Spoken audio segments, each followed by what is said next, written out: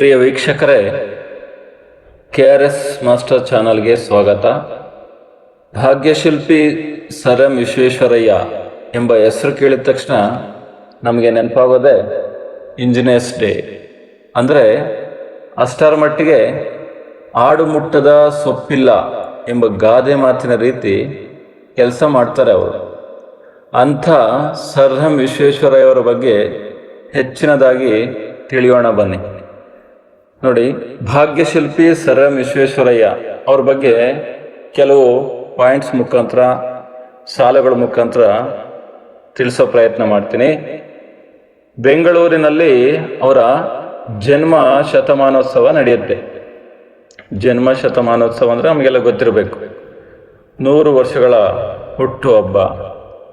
ಅಂಥ ದಿನ ನಮಗಾದರೆ ಯಾರೋ ಸಣ್ಣ ಪುಟ್ಟ ಫ್ರೆಂಡ್ಸು, ರಿಲೇಟಿವ್ಸ್ ಬರ್ಬೋದು. ಎಷ್ಟು ಕೋಟ್ಯಾಂತರ ರೂಪಾಯಿ ಕೊಟ್ಟರು ಕೆಲವೊಬ್ಬರನ್ನ ಕರ್ಸ್ಕೊಳಕ್ಕಾಗಲ್ಲ. ಆದರೆ ಅವರ ಕಾರ್ಯಕ್ರಮಕ್ಕೆ, ಹುಟ್ಟುಹಬ್ಬದ ಕಾರ್ಯಕ್ರಮಕ್ಕೆ ಅಂದಿನ ಪ್ರಧಾನಮಂತ್ರಿ, ಅವತ್ತಿನ ಪ್ರಧಾನಮಂತ್ರಿ, ಮೊದಲ ಪ್ರಧಾನಮಂತ್ರಿ ಅಂತಂದೆಲ್ಲ ಹೇಳ್ತೀವಿ, ಪಂಡಿತ್ ಜವಾಹರ್ಲಾಲ್ ನೆಹರು ಅವರು ಬರ್ತಾರೆ. ಬಂದು ಸುಮಾರು ಮಾತಾಡ್ತಾರೆ ಅವ್ರ ಬಗ್ಗೆ. ಮಾತಾಡಿದ ಪ್ರತಿಯೊಂದು ಮಾತುಗಳು ಅವ್ರಿಗೆ ಸಲ್ತಾ ಇರ್ತವೆ. ಅಂದರೆ ಅಷ್ಟರ ಮಟ್ಟಿಗೆ ಅವ್ರು ಕೆಲಸ ಮಾಡ್ತಾರೆ. ಏನೇನು ಮಾತಾಡ್ತಾರೆ ನೆಹರು ಅವರು, ಅದರಲ್ಲಿ ಒಂದು ಮುಖ್ಯವಾದ ಮಾತು, ತಾವು ಕಡಿಮೆ ಮಾತನಾಡಿದ್ದೀರಿ, ಹೆಚ್ಚು ಕೆಲಸ ಮಾಡಿದ್ದೀರಿ ಅಂತ ಹೇಳ್ತಾರೆ. ಅಂದರೆ ಅದ್ರ ಬಗ್ಗೆ ಹೆಚ್ಚಿನದಾಗಿ ಹೇಳೋದಾದರೆ, ನಮ್ಮ ಭಾರತೀಯರ ಮೇಲೆ ಒಂದು ದೂಷಣೆ ಇದೆ. ಬೇರೆ ದೇಶದವ್ರು ಹೇಳೋದೇನೆಂದರೆ, ನಾವು ಬರೀ ಮಾತನಾಡ್ತೀವಿ ಅಷ್ಟೇ, ಭಾರತೀಯರೇನೋ ಬರೀ ಮಾತನಾಡ್ತೀವಿ, ಮಾತನಾಡಿದ ರೀತಿ ನಡ್ಕೊಳ್ಳಲ್ಲ ಅಂತಂದೇಳಿ ನಮಗೆ, ನಮ್ಮೆಲ್ಲರ ಮೇಲೆ ಒಂದು ದೂಷಣೆ ಇದೆ, ಕಂಪ್ಲೇಂಟ್ ಇದೆ. ಆದರೆ ನೀವು ಮಾತ್ರ ಇದಕ್ಕೆ ಹೊರತಾಗಿದ್ದೀರಿ ಅಂತದೆಲ್ಲ ಮಾತಾಡ್ತಾರೆ. ಆ ಮಾತಾಡಿದಂಥ ಅಷ್ಟೂ ಮಾತುಗಳು ಅವ್ರಿಗೆ ಅಕ್ಷರಶಃ ಪ್ರತಿಯೊಂದು ಕಂಪ್ಲೀಟಾಗಿ ಅವು ಸಲ್ತಾ ಇರ್ತವೆ. ಅಂದರೆ ಇಷ್ಟೆಲ್ಲ ಸಾಧನೆ ಮಾಡ್ತಾರೆ, ಪ್ರಧಾನಮಂತ್ರಿ ಬಂದು ವಿಶ್ ಮಾಡ್ತಾರೆ ಅಂದರೆ ಅಷ್ಟು ಸುಲಭನಾ? ಅಂದರೆ ಆ ಥರ ಯೋಚನೆ ಮಾಡೋದಾದ್ರೆ ಇವ್ರೇನು ದೊಡ್ಡದಾದ ಯಾವುದೋ ಶ್ರೀಮಂತ ಕುಟುಂಬದಲ್ಲಿ ಜನಿಸಿದವರ, ಹುಟ್ಟು ಬೆಳೆದವರ, ಅಷ್ಟೊಂದು ಬ್ಯಾಕ್ಗ್ರೌಂಡ್ ಇದೆಯಾ ಅಂತ ಯೋಚನೆ ಮಾಡೋಕ್ಕೆ ಹೋದರೆ, ಅವ್ರ ಬಗ್ಗೆ ತಿಳಿಯೋದಾದರೆ, ಬಾಲ್ಯದಲ್ಲಿ ವಿಶ್ವೇಶ್ವರಯ್ಯ ಅವರು ಕ್ರಿಸ್ತ ಶಕ ಯಾವಾಗ 1860. 1860 ಅಂದರೆ ಇನ್ನು ಏನು ಸ್ವಾತಂತ್ರ್ಯ ಸಿಕ್ಕಿರಲಿಲ್ಲ.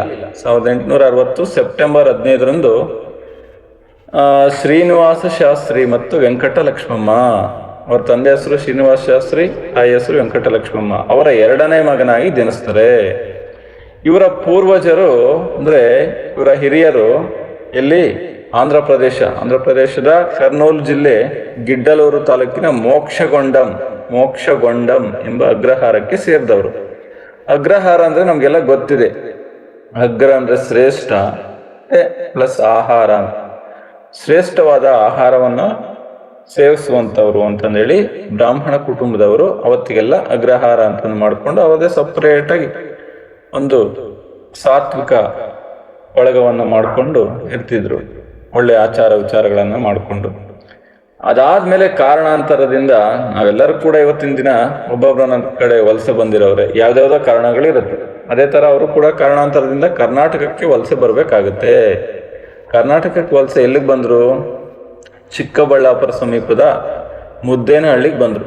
ಮುದ್ದೇನಹಳ್ಳಿ ಅಂದರೆ ಹಳ್ಳಿಗೆ ಹೋದರೆ ಯಾರಾದರೂ ಕೂಡ ವೆಲ್ಕಮ್ ಮಾಡಿ ಯಾವುದೋ ಒಂದು ಅವಕಾಶ ಕೊಡ್ತಾರೆ ಜೀವನ ಮಾಡೋದಕ್ಕೆ. ಏನು ಕೈಯಲ್ಲಿ ರೂಪಾಯಿ ಇಲ್ಲದಂದ್ರೂ ಪರವಾಗಿಲ್ಲ, ಆ ಥರದ ವಾತಾವರಣ ಅವತ್ತಿಗಿತ್ತು. ನಾನೆಲ್ಲ ಕಣ್ಣಾರೆ ಕಂಡಿರೋಂಥ ನೈಜ ಘಟನೆಗಳು ಕಣ್ಮುಂದೆ ಇದೆ.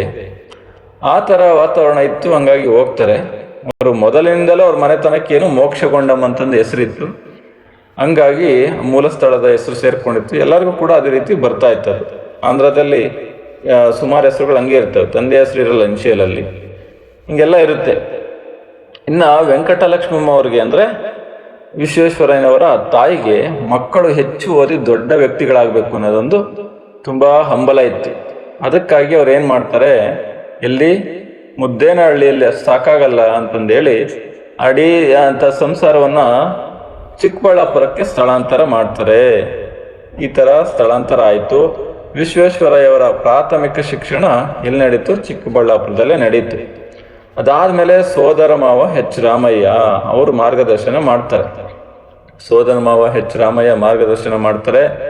ಹಂಗಾಗಿ ಚಿಕ್ಕಬಳ್ಳಾಪುರದಿಂದ ಇಲ್ಲಿಗೆ ಬೆಂಗಳೂರಿನ ವೆಸ್ಲಿಯನ್ ಪ್ರೌಢಶಾಲೆ, ವೆಸ್ಲಿಯನ್ ಹೈಸ್ಕೂಲಲ್ಲಿ ಪ್ರೌಢ ಶಿಕ್ಷಣವನ್ನು ಕೂಡ ಪಡ್ಕೊಳ್ತಾರೆ. ಅದಾದಮೇಲೆ ಪ್ರೌಢಶಾಲೆಯಲ್ಲಿ ಮುಗಿಸಿ ಪ್ರೌಢ ಶಿಕ್ಷಣವನ್ನು ಸೆಂಟ್ರಲ್ ಕಾಲೇಜ್ನಲ್ಲಿ 2 ವರ್ಷಗಳ ಇಂಟರ್ಮೀಡಿಯೇಟ್, 2 ವರ್ಷಗಳ ಇಂಟರ್ಮೀಡಿಯೇಟ್ ನಮ್ಮ ಏನು ಕರ್ನಾಟಕದಲ್ಲಿ PUC ಅಂತ ಹೇಳ್ತೀವಿ, ಪದವಿ ಪೂರ್ವ ಕಾಲೇಜು ಅಂತ, ಆಂಧ್ರದಲ್ಲಿ ಅದನ್ನ ಇಂಟರ್ಮೀಡಿಯೇಟ್ ಅಂತ ಕೂಡ ಕರೀತಾರೆ. ಅದನ್ನೇ ಇಲ್ಲಿ ಬಳಕೆ ಆಗಿದೆ ಇಂಟರ್ಮೀಡಿಯೇಟ್ ಅಂತಂದೇಳಿ. ಅದು ಇವತ್ತು ಕೂಡ ಆಂಧ್ರ ಪ್ರದೇಶದಲ್ಲಿ ಅದೇ ರೀತಿ ಹೇಳ್ತಾರೆ. ಇದು PUC 2 ವರ್ಷ ಅದು ಮಾಡ್ತಾರೆ. ಅದಾದ್ಮೇಲೆ 3 ವರ್ಷಗಳ BA, ಅವ್ರು ನೋಡಿದ್ರೆ ಇಂಜಿನಿಯರ್ ಆಗ್ತಾರೆ, ಆದರೆ ಅವ್ರು ಓದಿದ್ದು BA ಬ್ಯಾಚುಲರ್ ಆಫ್ ಆರ್ಟ್ಸ್ ಅನ್ನು ಓದ್ತಾರೆ ಮೊದಲು. ಈ ರೀತಿ ಅದರಲ್ಲಿ ಪದವಿ ಶಿಕ್ಷಣವನ್ನ ಪಡಿತಾರೆ. ಅದಾದ್ಮೇಲೆ ವ್ಯಾಸಂಗದಲ್ಲಿ ಅವ್ರು ತುಂಬಾ ಕ್ರಮನಿಷ್ಠರಾಗಿದ್ದು, ಸಿನ್ಸಿಯರ್ ಆಗಿ ವರ್ಕ್ ಮಾಡ್ತಿದ್ರು. ಜೀವನದಲ್ಲಿ ಉನ್ನತವಾದದ್ದನ್ನು ಏನಾದ್ರೂ ಒಂದು ಸಾಧಿಸ್ಬೇಕು ಅನ್ನೋದು ಒಂದು ಏನೋ ದೃಢ ನಿರ್ಧಾರವಾಗಿತ್ತು. ಅದನ್ನ ನಿರ್ಧಾರ ಇಟ್ಕೊಂಡು ಅವರದಕ್ಕೆ ಬರೀ ನಿರ್ಧಾರ ಇದ್ರೆ ಸಾಕಾಗತ್ತಾ, ಅದಕ್ಕೆ ತಕ್ಕನಾದ ಪ್ರತಿಭೆ ಕೂಡ ಇತ್ತು ಅವರಲ್ಲಿ, ಅದ್ರ ಜೊತೆಗೆ ಮನೋಸ್ಥೈರ್ಯ ಇತ್ತು. ಇದೆಲ್ಲ ಇದ್ದಿದ್ರಿಂದ ಅವರು ಚೆನ್ನಾಗಿ ಓದಿನಲ್ಲಿ ವ್ಯಾಸಂಗದಲ್ಲಿ ಎಜುಕೇಶನ್ ಮುಂದುವರೆಯೋಕ್ಕೆ ಸಾಧ್ಯ ಆಯಿತು. ಅವ್ರಿಗೆ ಅವತ್ತಿನ ದಿನದಲ್ಲಿ ಸ್ಕಾಲರ್ಶಿಪ್ ಕೂಡ ಸಿಕ್ತು, ವಿದ್ಯಾರ್ಥಿ ವೇತನ. ಯಾರಿಂದ? ಮೈಸೂರು ದಿವಾನ್ರು ಸಿ ರಂಗಾಚಾರ್ಲು ಅಂತಂದೇಳಿ ಅವರಿಂದ ವಿದ್ಯಾರ್ಥಿ ವೇತನ ಸಿಕ್ತು. ಮುಂದೊಂದು ದಿನ ಇವರೇ ದಿವಾನರಾಗ್ತಾರೆ. ಯಾರು? ಸರ್ ಎಂ ವಿಶ್ವೇಶ್ವರಯ್ಯವರೇ ದಿವಾನರಾಗ್ತಾರೆ. ಆ ಥರ ದಿವಾನರಿಂದ ವಿದ್ಯಾರ್ಥಿ ವೇತನ ಪಡ್ಕೊಂಡು ಅವರು ನೆಕ್ಸ್ಟ್ ಇಲ್ಲಿಗೆ ಮಹಾರಾಷ್ಟ್ರ ಪೂನಾದ ಇಂಜಿನಿಯರಿಂಗ್ ಕಾಲೇಜ್ನಿಗೆ ಅಲ್ಲಿಗೆ ಹೋಗ್ತಾರೆ. ಅಲ್ಲೋಗಿ ಡಿಪ್ಲೊಮಾ ಶಿಕ್ಷಣವನ್ನು ಮುಗಿಸ್ತಾರೆ. ಡಿಪ್ಲೊಮಾ ಶಿಕ್ಷಣ ಅಂದರೆ ಇವತ್ತು ಏನು ಇಂಜಿನಿಯರಿಂಗ್ ಮಾಡ್ತೀವಲ್ಲ ಅದಕ್ಕೆ ಈಕ್ವಲ್. ಅವತ್ತಿಗೆ ಡಿಪ್ಲೊಮಾನೇ ತುಂಬ ಗ್ರೇಟ್. ಅಂಥ ಶಿಕ್ಷಣವನ್ನು ಯಾವ ರೀತಿ ಮುಗಿಸ್ತಾರೆ? ಪ್ರಥಮ ಸ್ಥಾನದಲ್ಲಿ ಫಸ್ಟ್ ರ್ಯಾಂಕನ್ನು ಪಡ್ಕೊಂಡು ಮುಗಿಸ್ತಾರೆ. ಹಂಗಾಗಿ ಅವರು ಒಂದು ಬಹುಮಾನ ಕೂಡ ಸಿಗುತ್ತೆ ಅವರಿಗೆ, ಜೇಮ್ಸ್ ಬರ್ಕ್ಲಿ ಅಂತಂದೇಳಿ ಆ ಬಹುಮಾನ ಸಿಗುತ್ತೆ. ವಿಶ್ವೇಶ್ವರಯ್ಯವರು 1884 ಅಂದರೆ 1860ರಿಂದ 84ಕ್ಕೆ ಎಜುಕೇಷನ್ನು ಒಂದೊಂದೇ ಎಷ್ಟು 24 ವರ್ಷ ಆಗುತ್ತೆ. 16 ವರ್ಷಕ್ಕೆ SSLC, 18 ವರ್ಷಕ್ಕೆ ಏನು PUC, 21 ವರ್ಷಕ್ಕೆ BA, 24 ವರ್ಷಕ್ಕೆ ಡಿಪ್ಲೊಮಾ ಕಂಪ್ಲೀಟ್ ಆಗಿ ಅಲ್ಲಿ ಎಲ್ಲಿ ಮಹಾರಾಷ್ಟ್ರದ ಪುಣೆಯಲ್ಲಿ. ಅಷ್ಟಾದಮೇಲೆ ಅವ್ರನ್ನ ಮತ್ತೆ ಕರ್ನಾಟಕಕ್ಕೆ ಅಥವಾ ಬೇರೆ ರಾಜ್ಯಕ್ಕೆ ಬರೋಕ್ಕೆ ಬಿಡಲೇ ಇಲ್ಲ. ಅದೇ ರಾಜ್ಯದಲ್ಲೇ ಅವ್ರು ಕೆಲಸ ಕೂಡ ಕೊಟ್ಟರು. ಮುಂಬೈ ಪ್ರಾಂತ್ಯದಲ್ಲಿ ಲೋಕೋಪಯೋಗಿ ಇಲಾಖೆ PWD ಅಂತ ಏನು ಹೇಳ್ತೀವಲ್ಲ, ಪಬ್ಲಿಕ್ ವರ್ಕ್ಸ್ ಡಿಪಾರ್ಟ್ಮೆಂಟ್ ಅಂತ ಲೋಕೋಪಯೋಗಿ ಇಲಾಖೆಯಲ್ಲಿ ಸಹಾಯಕ ಇಂಜಿನಿಯರ್ ಆಗಿ ಸೇವೆಯನ್ನು ಪ್ರಾರಂಭಿಸ್ತಾರೆ. ಅಲ್ಲೇ ಕೆಲಸನೇ ಕೊಟ್ಬಿಟ್ರು. ಇವತ್ತಿಗೆಲ್ಲ ಇಂಜಿನಿಯರಿಂಗ್ ಮುಗಿಸಿ ಸಪೋರ್ಟಿಂಗ್ ಕೋರ್ಸ್ ಮುಗಿಸಿ ಏನೇನೋ ಇನ್ನೊಂದು ಮತ್ತೊಂದು ಓಡಾಡಬೇಕು, ಅಲ್ದಾಡಬೇಕು. ಅವತ್ತಿಗೆ ಅವ್ರ ಮುಂದೆ ಬಿಡಲೇ ಇಲ್ಲ. ಆ ರೀತಿ ಕೆಲಸವನ್ನು ಕೊಟ್ಟರು. ಏನೋ ಅಸಿಸ್ಟೆಂಟ್ ಇಂಜಿನಿಯರ್ ಆಗಿ ಕೆಲಸ ಸ್ಟಾರ್ಟ್ ಮಾಡ್ತಾರೆ. ಅಲ್ಲಿ ಸುಮಾರು ಕೆಲಸಗಳನ್ನು ಕೊಡ್ತಾರೆ. ಅಸಿಸ್ಟೆಂಟ್ ಆದಮೇಲೆ ಖಾಂದೇಶ ಮತ್ತು ನಾಸಿಕ್ ಜಿಲ್ಲೆ ಅಂತಂದೇಳಿ ಮಹಾರಾಷ್ಟ್ರದಲ್ಲಿ ಅಲ್ಲಿ ಒಂದು ಪಂಜ್ರಾ ನದಿ ಅನ್ನೋದು ಹರಿತಿತ್ತು. ಅದಕ್ಕೆ ನೀರಾವರಿ ಕಾಲುವೆಗೋಸ್ಕರ ತೂಬು ಮೇಲ್ಗಾಲುವೆ ಮಾಡಬೇಕು ಅಂತ ಕೆಲಸ ಕೊಡ್ತಾರೆ. ತೂಬು ಮೇಲ್ಗಾಲುವೆ ಅಂದರೆ ಮೇಲೆ ಕಾಣಿಸುವಂಥ ಕಾಲುವೆ, ಅದಕ್ಕೆ ಟ್ಯೂಬು ಯಾವಾಗ ಬೇಕಾವಾಗ ಕ್ಲೋಸ್ ಮಾಡೋದು, ಓಪನ್ ಮಾಡೋದು, ಆ ಥರ. ಅದರಲ್ಲಿ ಯಶಸ್ಸು ಗಳಿಸಿದ್ರು. ಮೇಲಾಧಿಕಾರಿಗಳಿಂದ ಮೆಚ್ಚುಗೆಗೆ ಪಾತ್ರರಾದರು. ಅದ್ರ ಜೊತೆಗೆ ಅಷ್ಟೇ ಸುಮ್ಮನೆ ಬಿಡ್ತಾರ, ಇನ್ನು ಬೇರೆ ಬೇರೆ ಕೆಲಸ ಕೊಡ್ತಾ ಬಂದರು. ಮುಂಬೈ ಸರ್ಕಾರ ಚೆನ್ನಾಗಿ ಕೆಲಸ ಮಾಡ್ತಾವ್ರೆ ಅಂತ ಸಿಂಧ್ ಪ್ರಾಂತ್ಯದಲ್ಲಿ ಆ ಸುಕ್ಕೂರು ಪಟ್ಟಣಕ್ಕೆ, ಸುಕ್ಕೂರು ಅನ್ನೋದು ಪಟ್ಟಣ, ಅದಕ್ಕೆ ನಾವು ಬೆಂಗಳೂರಿಗೆ ಹೆಂಗೆ ಕೊಟ್ಟಿದ್ದಾರೆ ಅದೇ ಥರ ಕುಡಿಯೋ ನೀರಿನ ಪೂರೈಕೆಯನ್ನು ಮಾಡಬೇಕು ಅಂತ ಕೊಡ್ತಾರೆ. ಅದರಲ್ಲೂ ಕೂಡ ಅವರು ಏನು ಮಾಡಿದ್ರು, ಯಶಸ್ವಿಯಾಗಿ ಸಕ್ಸಸ್ಫುಲ್ ಆಗಿ ಕೆಲಸವನ್ನು ಮಾಡಿ ಪೂರೈಸಿದ್ರು. ಈ ಥರ ಮಾಡಿದಕ್ಕೆ ಅಂದಿನ ಮುಂಬೈ ಪ್ರಾಂತ್ಯದ ಗವರ್ನರ್ ಏನಾಗಿದ್ರು, ಮುಂಬೈ ಪ್ರಾಂತ್ಯದ ಗವರ್ನರ್ ಆಗಿದ್ರಲ್ಲ ಅವರು ಯಾರು, ಲಾರ್ಡ್ಸ್ ಅಂಡ್ ಹಸ್ಟ್ ಅಂತಂದೇಳಿ ಅವರು ಇವ್ರನ್ನ ಮುಕ್ತ ಕಂಠದಿಂದ ಹಾಡಿ ಹೊಗಳ್ತಾರೆ. ಜೊತೆಗೆ ಪೂನಾದ ಮುತಾ ಕಾಲುವೆಗೆ ನೀರಿನ ನೆಲೆಯಾಗಿತ್ತು. ಯಾವುದು? ಪೂನಾದ ಮುತಾ ಕಾಲುವೆಗೆ ಪೀಪ್ ಜಲಾಶಯ. ಆ ಪೀಪ್ ಜಲಾಶಯಕ್ಕೆ ಸ್ವಯಂ ಚಾಲಿತ ಬಾಗಿಲುಗಳನ್ನು, ಆಟೋಮೆಟಿಕ್ ಡೋರ್ಸನ್ನು ಅಪ್ಲೈ ಮಾಡ್ತಾರೆ. ಇದೆಲ್ಲ ಆದಮೇಲೆ ಒಂದೊಂದೇದು ಇವ್ರಿಗೆ ಸಾಧನೆ ಕಿರೀಟ ಸೇರ್ತಾ ಬಂತು. ಅದನ್ನ ಬೇರೆ ಬೇರೆ ಕಡೆ ಸ್ವಯಂಚಾಲಿತ ಬಾಗಿಲು ಆಟೋಮೆಟಿಕ್ ಡೋರ್ಸ್ನ ಬೇರೆ ಬೇರೆ ಕಡೆ ಕೂಡ ಉತ್ತರ ಪ್ರದೇಶದ ಗ್ವಾಲಿಯರ್ ಅಲ್ಲಿ ತಿಗ್ರಾ ಡ್ಯಾಮ್ಗೂ ಕೂಡ ಅಪ್ಲೈ ಮಾಡ್ತಾರೆ. ಅವತ್ತಿನ ಮೈಸೂರು, ಇವಾಗ ಮಂಡ್ಯ KRS ಡ್ಯಾಮ್ಗೂ ಕೂಡ ಅಪ್ಲೈ ಮಾಡ್ತಾರೆ. ಮುಂದೆ 4 ವರ್ಷಗಳ ಕಾಲ ಮುಂಬೈಯಲ್ಲಿ ಸ್ಯಾನಿಟರಿ ಇಂಜಿನಿಯರ್ ಆಗಿ ಕೆಲಸ ಮಾಡ್ತಾರೆ. ಸ್ಯಾನಿಟರಿ ಇಂಜಿನಿಯರ್ ಅಂದ್ರೆ ಅವತ್ತಿಗೆ ಪ್ರಪ್ರಥಮ ಭಾರತೀಯ ಅವರೇ.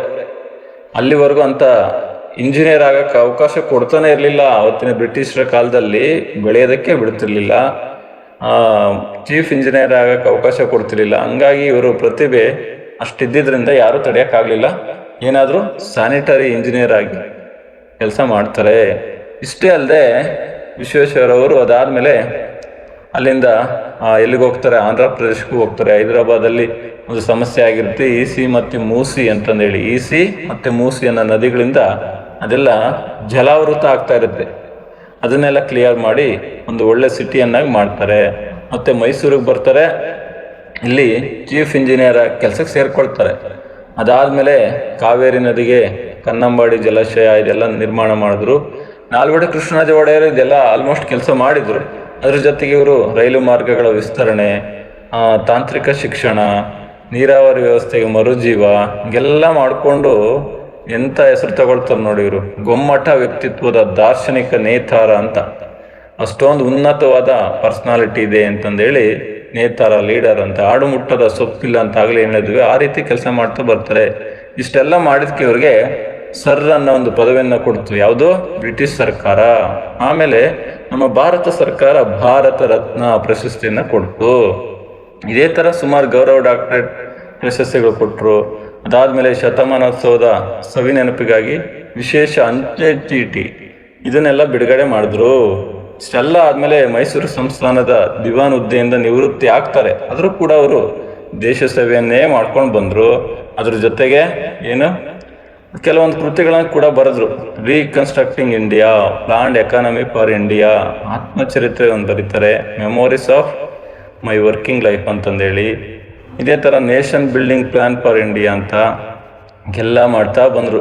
ಇಷ್ಟೆಲ್ಲ ಮಾಡಿ ಶತಮಾನೋತ್ಸವ ಆಯಿತು. ಅವತ್ತಿಗೆ ಅವರು ಸರ್ MV ಅಂತಂದೇಳಿ ಅಭಿನಂದನಾ ಗ್ರಂಥ, ಕಂಗ್ರಾಟ್ಸ್ ಹೇಳಂತ ಗ್ರಂಥವನ್ನು ಪ್ರಕಟಣೆ ಮಾಡಿದ್ರು. ಇಷ್ಟೆಲ್ಲ ಮಾಡಿ ಎಷ್ಟು 102 ವರ್ಷಗಳ ಕಾಲ ತುಂಬು ಜೀವನವನ್ನು ಪೂರೈಸ್ತಾರೆ. ಯಾರೇ ಬದುಕ್ತಾರೆ ಈಗಿನ ಕಾಲದಲ್ಲಿ? 102 ವರ್ಷಗಳ ಕಾಲ ತುಂಬು ಜೀವನ ಅಂದರೆ ಎಲ್ಲೆಲ್ಲೆಲ್ಲ ಹೋಗಿ ಬಂದಿದ್ದಾರೆ ಪೂರೈಸಿ ಅವರು 1962ರಲ್ಲಿ ಇಹಲೋಕ, ನಮ್ಮ ಭೂಲೋಕವನ್ನು ತ್ಯಜಿಸ್ತಾರೆ. ಏನು ಶಾರೀರಿಕವಾಗಷ್ಟೇ, ಎಲ್ಲರ ಮನದಲ್ಲಿ ಅಮರರಾಗಿ ನಿಂತಿದ್ದಾರೆ, ಹೃದಯದಲ್ಲಿ. ಹಾಗಾಗಿ ಅವರ ಹುಟ್ಟುಹಬ್ಬದ ನೆನಪಿಗಾಗಿ ಇವತ್ತಿಗೂ ಕೂಡ ನಾವು ಏನು ಮಾಡ್ತಿದ್ವಿ? ಇಂಜಿನಿಯರ್ಸ್ ದಿನಾಚರಣೆಯನ್ನು ಮಾಡ್ತಾ ಇದ್ದೀವಿ. ಎಂದು ಮಾಡ್ತಾ ಇದ್ದೀವಿ ಅಂತ ನಮ್ಮೆಲ್ಲರಿಗೂ ಗೊತ್ತೇ ಇದೆ. ಇಷ್ಟೇ ಅಲ್ಲ ವೀಕ್ಷಕರೇ, ವಿಶ್ವೇಶ್ವರಯ್ಯವರ ಇವತ್ತಿಗೂ ಕೂಡ ಅವ್ರು ಏನು ಓದಿದ್ರು ಅದೆಲ್ಲ ಕೂಡ ಮ್ಯೂಸಿಯಂ ಥರ ಮಾಡಿ ಮುದ್ದೇನಹಳ್ಳಿಲಿ ಅವರು ಓದಿದಂಥ ಲೈಟ್ ಕಂಬ ಆಗ್ಬೋದು ಅದೆಲ್ಲ ಅಲ್ಲಿ ನಮಗೆ ನೋಡೋದಕ್ಕೆ ಸಿಗುತ್ತೆ. ಜೊತೆಗೆ ಅವರು ವಿಚಾರಗಳು ಗೊತ್ತಿದೆ ನಮಗೆಲ್ಲ. ಅಮೇರಿಕಕ್ಕೆ ಹೋಗಿ ಅಲ್ಲಿ ಡ್ಯಾಮ್ ಕಟ್ಟಿ ನಮ್ಮ ಭಾರತದ ಬಗ್ಗೆ, ಹೆಮ್ಮೆಯ ಬಗ್ಗೆ ಅದನ್ನೆಲ್ಲ ವ್ಯಕ್ತಪಡಿಸ್ತಾರೆ. ಅವರು ಒಂದು ಕಂಡೀಷನ್ ಮೇರೆಗೆ ಡ್ಯಾಮನ್ನು ಕಟ್ಟಬೇಕು ಅಂತ ಕೇಳಿದ್ರೆ ಎಲ್ಲೂ ನಿಮ್ಮ ಭಾರತದ ಹೆಸರಾಗಲಿ ಬಗ್ಗೆ ಆಗಲಿ ಬರಬಾರ್ದು ಅಂತಂದರೆ ಆಯಿತು ಅಂತ ಕಟ್ಟಿ ಕೊನೆಯದಾಗಿ ಎಲ್ಲಿದೆ ಈ ಥರ ನಿಮ್ಮ ದೇಶ ಅದು ಇದು ಅಂತ ಏನು ತೋರಿಸ್ಕೊಳಕ್ಕಾಗಲಿಲ್ವಲ್ಲ ಅಂದಾಗ ಅಲ್ಲಿ ಎಂಥದ್ದು ಇಂಡಿಯಾ ಅಂತಂದೇಳಿ ಡ್ಯಾಮಲ್ಲೇ ಸಿಗುತ್ತಂತೆ. ಆ ಥರ ಅದ್ರ ಬಗ್ಗೆ ಏನಾದ್ರು ಕೆಡ್ಸೋಕೆ ಹೋದರೆ ಏನು ಆ ಕಂಪ್ಲೀಟ್ ಡ್ಯಾಮೇ ನಾಶ ಆಗುತ್ತೆ. ಈ ಥರದ್ದೆಲ್ಲ ಅಷ್ಟೊಂದು ಕಲೆಗಳು ಅವ್ರಿಗೆ ಜ್ಞಾನ ಆಯಿತು ಅಂತಂದೇಳಿ ಇವತ್ತೇನಾದರೂ ಹೈದರಾಬಾದ್ ಸಿಟಿ ಏನು ಸುಯೋಜಿತ ನಗರ ಅಂತ ಅನಿಸ್ಕೋಬೇಕು ಅಂದರೆ ಅವ್ರು ಮಾಡಿದ ಕೆಲಸ. ಇಷ್ಟೆಲ್ಲ ಬಂದಿದ್ದಾರೆ. ಅಷ್ಟೊಂದು ಅದ್ಭುತವಾದ ಕೆಲಸ ಸಾಧನೆಗಳನ್ನು ಮಾಡಿದ್ದಾರೆ. ಇದೇ ರೀತಿ ಹೆಚ್ಚಿನ ಸಾಧಕರ ಬಗ್ಗೆ ತಿಳ್ಕೋಬೇಕು ಅಂದರೆ ನನ್ನ ಚಾನಲ್ ಇರೋ ಹೆಚ್ಚಿನ ವಿಡಿಯೋಗಳನ್ನು ತಿಳಿಯೋ ಪ್ರಯತ್ನ ಮಾಡಿ. ನಿಮ್ಮ ಸಹಕಾರ ಹೀಗೆ ಇರಲಿ. ನಾವು ಕೂಡ ಸಾಧ್ಯವಾದಷ್ಟು ಇವರನ್ನು ಇನ್ಸ್ಪೈರ್ ಆಗಿ ತಗೊಂಡು ಏನಾದರೂ ಕೆಲಸಗಳನ್ನು ಮಾಡೋಣ. ಎಲ್ಲರಿಗೂ ಶುಭವಾಗಲಿ. ನನ್ನ ಚಾನಲಲ್ಲಿ ಇದೇ ರೀತಿ ಹೆಚ್ಚಿನ ವಿಡಿಯೋಗಳನ್ನು ನೋಡೋದಕ್ಕೆ ಇಷ್ಟಪಡೋದಾದರೆ ಸಬ್ಸ್ಕ್ರೈಬ್ ಮಾಡಿ.